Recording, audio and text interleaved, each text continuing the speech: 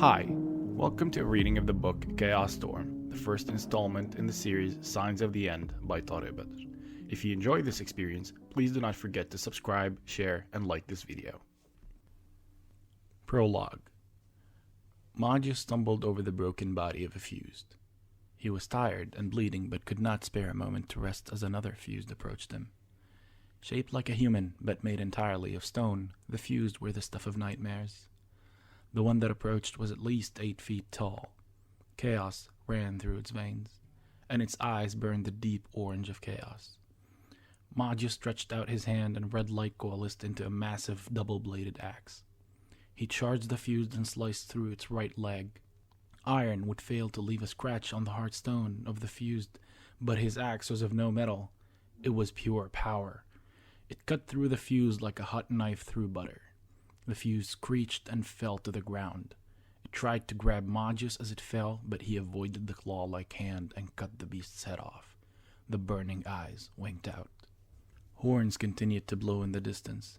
Even leagues away, the sounds of battle reached him. "What have we done?" he said as he looked toward the horizon. Smoke rose from the ancient city of Raylander.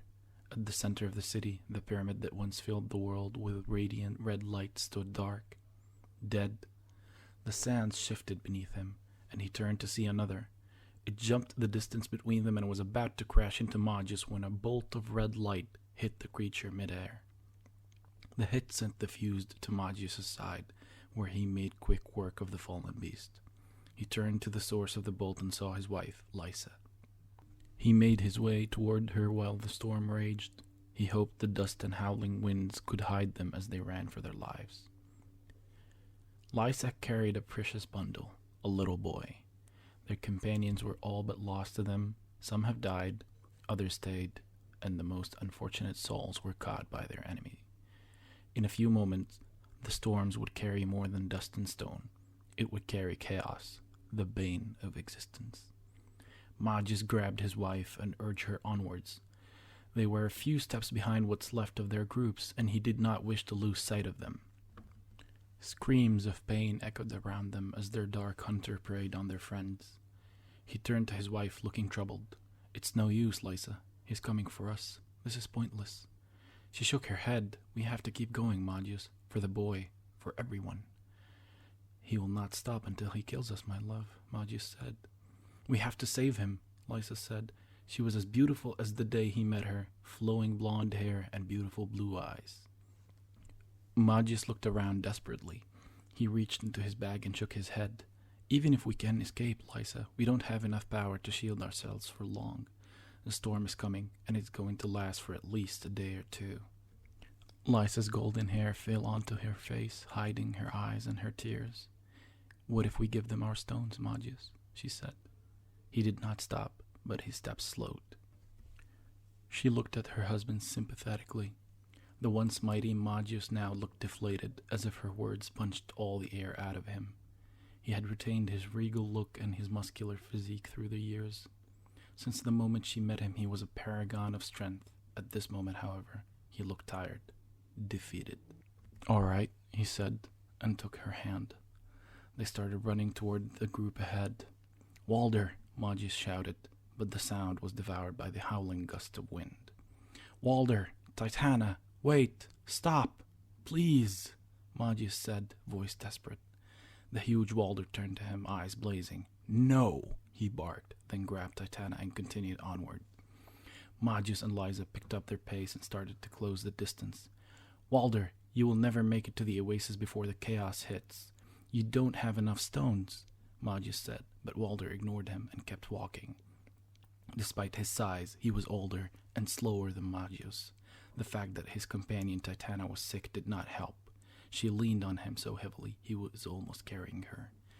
Magius finally caught up to Walder and grabbed him. Walder's reaction was so fast that Magius did not have any time to see the punch that hammered his nose and dropped him to the sand on his back. "I don't want anything to do with you. This is all your fault," Walder screamed. Magius nodded and climbed to his feet, one hand covering his broken nose. "It's gone. All of it. The city, our people, and our lives. It's all your fault." "Yes, this is all my fault. I did this. I killed us all. But now I am trying to save you, Magius said and showed Walder his bag and the stones inside it. Walder looked surprised and confused. What? Why are you doing this? A detonation shook the ground under them, and the sounds of screaming came from a source not far behind him. Magius stepped up to Walder and Titana. He's coming for us. He will not stop until he gets us. We can distract him and lure him away from you. Lysa nodded quickly and added, Yes, get as far as you can, and when the storm hits, you can use all the stones to shield the three of you from chaos. Walder looked at Lysa and then Magius. His eyes fell on the sleeping boy. The three of us? He asked and stepped back. I won't take the boy, not even to save my life. Lysa dropped to her knees and clutched Titana's robes. Please, he is just a boy. I am begging you. He has done nothing. He deserves to live. Titana looked to Walder, a question in her eyes. Not to save your life, Walder, but hers, Magius shouted. A life for a life. You save the boy and save Titana, or we all die. Make your choice now, because he is coming. Walder seemed disgusted. He spat at Magius's face and grumbled through gritted teeth. I hate you. I hope you rot in the deepest hell this world has. I curse your name and I curse your life. He reached out his hand. Give me the boy. Lysa held the boy tight to her chest. She kissed him gently on his forehead and whispered softly, Art, I love you. I love you. Her voice shook and tears rolled down her cheeks. Magius kneeled and put his arms around her. It's time, my love. Goodbye, Art. Our hopes go with you, he said, and took off his ring and placed it in the boy's hand. He pulled Lysa's finger, and together they touched the ring. A small light shone from the red stone on the ring, then faded quickly. Lysa kissed him again and whispered, You can save them, Art. We will save you so that you can save them all. She walked up to Titana and placed the boy in her arms. Promise me that no harm will come to him, Lysa said, weeping. Titana nodded. I promise. Magius held out his bag to Walder. Inside, you will find a shield and a few useful things I brought with me. Walder reached to take the bag, but Magius pulled it away. I also picked up the codex. When he is old enough, tell him who he is. Give him the codex so that he may understand what we have done and what he has to do. Walder snatched the bag from Magius, wrinkling his nose at him. Forget about the oasis. It will be the first place they attack after we fall. Make your way north, to Darken Valley, Magius said. Walder slung the bag over his shoulder, took Titana's hand, and walked away without another word. He did, however, walk north. Lysa fell to her knees, weeping, while Magius embraced her for a silent moment. His lovely wife, the most beautiful woman in the world. He had promised to protect her against anything, but he failed. Perhaps then death is not such a bad thing. Come, my love. He helped her up gently, and together they started walking southeast.